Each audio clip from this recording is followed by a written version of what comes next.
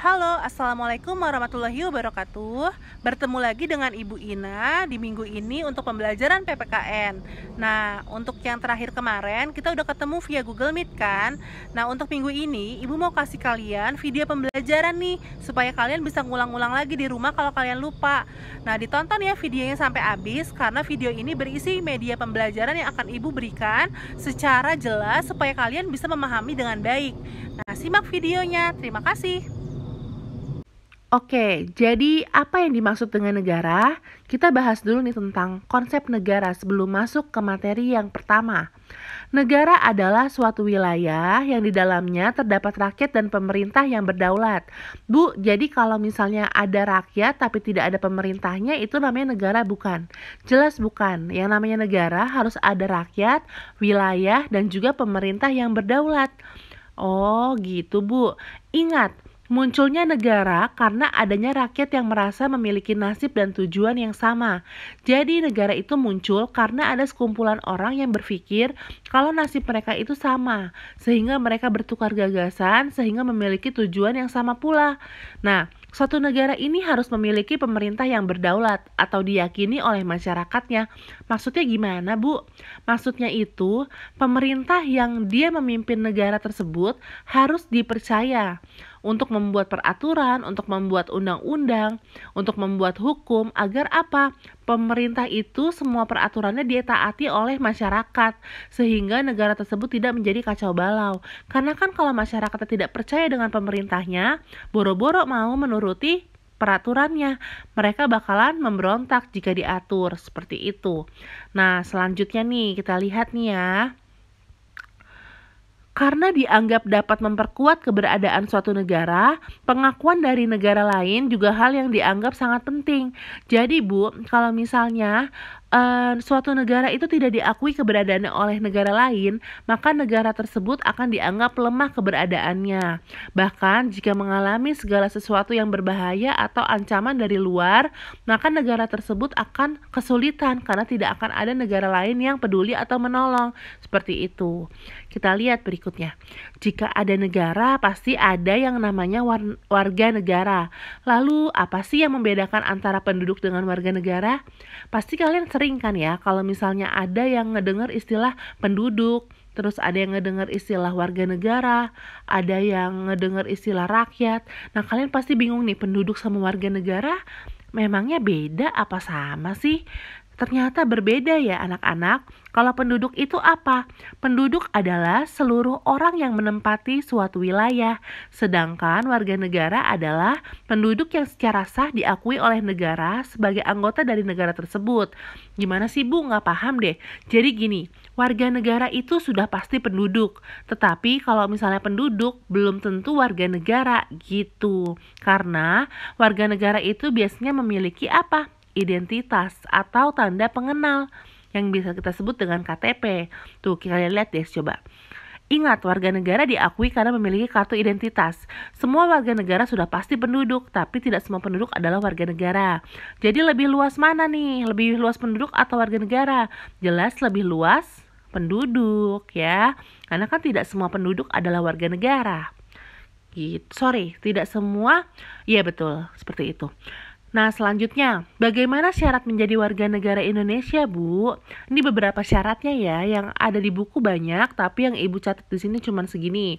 Sisanya kalian boleh lihat buku paketnya ya. Nih, yang pertama, berusia minimal 18 tahun atau sudah menikah. Maksudnya gimana, Bu? Kalau dia 16 tahun, dia tidak boleh berarti. Tidak boleh mendaftar sebagai warga negara Indonesia. Tapi kalau dia sudah menikah, tapi dia masih berusia 16 tahun, dia boleh mendaftar menjadi warga negara Indonesia.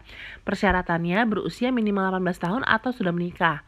Yang kedua, bisa bahasa Indonesia dan meyakini Pancasila sebagai dasar negara. Jadi kalau dia tidak meyakini Pancasila sebagai dasar negara atau pedoman hidup bangsa, maka orang tersebut tidak boleh mendaftar sebagai warga negara Indonesia. Ya, tidak akan diterima gitu. Nah, dia juga harus bisa bahasa Indonesia nih. Kalau misalnya sehari-harinya pakai bahasa asing, tidak bisa berbahasa Indonesia, tidak mau belajar, tidak mau mencari tahu, maka dia tidak diperbolehkan untuk menjadi warga negara Indonesia. Selanjutnya, tinggal di Indonesia minimal 5 tahun berturut-turut. Nah, maksudnya di sini adalah orang tersebut harus stay tinggal di Indonesia selama kurun waktu yang ditentukan, yaitu 5 tahun. Jadi selama 5 tahun ini nggak boleh nih dia kayak pindah-pindah rumahnya ke luar negeri gitu. Harus secara berturut-turut 5 tahun di Indonesia, itu syaratnya. Selanjutnya, memiliki pekerjaan yang layak. Dan selanjutnya tidak memiliki hukuman pidana, jadi dia tidak boleh pernah dikenakan sanksi pidana gitu. Harus bersih dari hukuman pidana, baru dia boleh mendaftar menjadi warga negara Indonesia. Ada cara lain gak sih Bu? Kira-kira kok kayaknya rumit banget ya? Oh jelas ada, cara lainnya itu adalah melalui pemberian status kewarganegaraan. Nah, kalau ini tuh udah langsung kita dapat sejak kita lahir sebenarnya. Ada 2 nih asasnya. Yang pertama ius sanguinis, yang kedua ius soli. Ingat nih ada 2 doang, gampang kok. Ius sanguinis, ius soli, beda ya Bu? Ya beda jelas.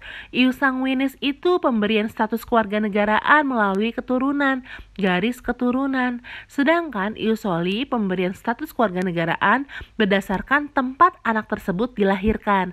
Jadi ius sanguinis itu berdasarkan keturunan, ius soli itu berdasarkan tempat kelahiran. Ingat ya kata kuncinya. Nah, Indonesia menganut yang mana Bu? Ya jelas, Indonesia itu menganut yang mana ayo?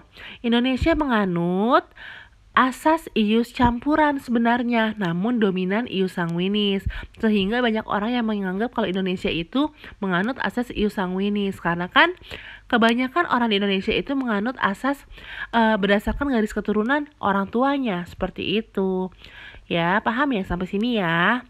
Oke, kalau misalnya kalian udah paham, kita lihat nih tugasnya nih. Tugas, apa bentuk negara Indonesia? Oh ya gini. Tadi kan kita udah ngebahas tentang negara. Yang pertama, konsep negara itu apa?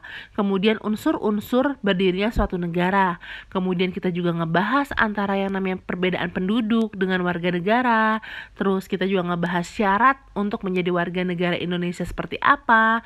Terus kita juga ngebahas bagaimana cara pemberian status kewarganegaraan yang tadi ius soli dan ius sanguinis. Nah, sekarang karena Ibu harap kalian sudah di luar kepala ya tentang konsep negara itu sendiri. Tugas berikutnya kita mulai nih masuk ke yang materi berikutnya, yaitu kalian lihat nomor 1. Apa bentuk negara Indonesia? Jadi ibu mau kalian itu mencari tahu bentuk negara Indonesia itu apa. Yang kedua, bentuk pemerintahan negara Indonesia itu apa. Yang ketiga, sistem pemerintahan negara Indonesia itu apa. Ya, contohnya misalnya kalian jawab bentuk negara Indonesia adalah negara kesatuan. Kenapa negara kesatuan? Kalian harus ngejelasin karena di situ ada keterangan. Jelaskan jawabannya secara singkat. Singkat aja, misalnya kalian, oh iya Bu, Indonesia itu negara kesatuan karena bla bla bla bla bla. Kalian mungkin ngejawab Indonesia itu bentuk negaranya adalah serikat. Kenapa alasannya tulis di situ? Alasannya karena bla bla bla bla bla gitu. Terserah kalian alasannya apa. Itu kan ada 3 soal. Kalian harus ngejawab 3-tiganya beserta alasan singkatnya. Oke? Paham nggak sampai sini? Ya, semoga kalian paham semua ya. Nah, untuk tugasnya, di mana Bu kerjainnya? Nanti kalian tugasnya itu jangan lupa dikirim melalui Google Classroom. Karena kalau misalnya kalian mengirimnya lewat WhatsApp, lewat email, terus lewat aplikasi lainnya, takutnya tugasnya itu kececer dan tidak ngumpul bersama teman-teman kalian gitu. Jadi ketika ibu ngoreksi itu nanti bakalan bingung, si A udah ngumpulin belum sih, kok belum ada namanya di Google Classroom, atau misal si B kok belum ada namanya ya, padahal kalian mengumpulkan. Takutnya tercecer seperti itu. Nah, jadi ibu sarankan untuk mengirim tugas melalui Google Classroom semuanya gitu. Ingat, harus tepat waktu dan tidak boleh telat ya ngumpulinnya. Takutnya nanti ibu kelewat, nggak kenilai, nggak masuk nilainya kalian gitu ya. Terima kasih, sampai bertemu lagi minggu depan. Jangan lupa komen dan juga subscribe channel ini supaya kita sama-sama bisa belajar dan meningkatkan kualitas diri kita bersama gitu. Oke, terima kasih semuanya, sampai ketemu lagi minggu depan.